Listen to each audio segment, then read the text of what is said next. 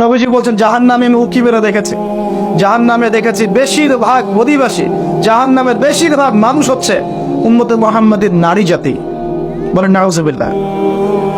এই নারী জাতি মানে আমার বোন, আপনার মা, আপনার স্ত্রী, আমার বোন, আমার মা, আমার স্ত্রী, আমাদেরই তো। নারী কি আমাদের বাইরে? কেন তারা জাহান্নামে যাবে? নবীজি বলছেন কয়েকটা কারণ। এক, তারা বেশি বেশি লানত এবং অভিশাপ করে। এক। দুই, তারা এমন কিছু কাপড় পরে শেষ জামানায় বাইরে ঘুরবে যে কাপড়গুলো পরেও তারা নগ্ন থাকবে। দুই, অর্থাৎ বেপরদামির কারণে। তিন, তারা বুক পিঠ চাপড়ায় প্রলাপ বিলাপ করে, এটা একটা কারণ। চার, তারা স্বামীর সাথে কখনো কখনো কুফরি করে। কেমন?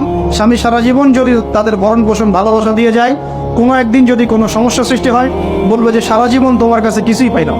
এই সব কিছুর ঊর্ধ্বে একটা কারণ আছে। এই সব কিছুর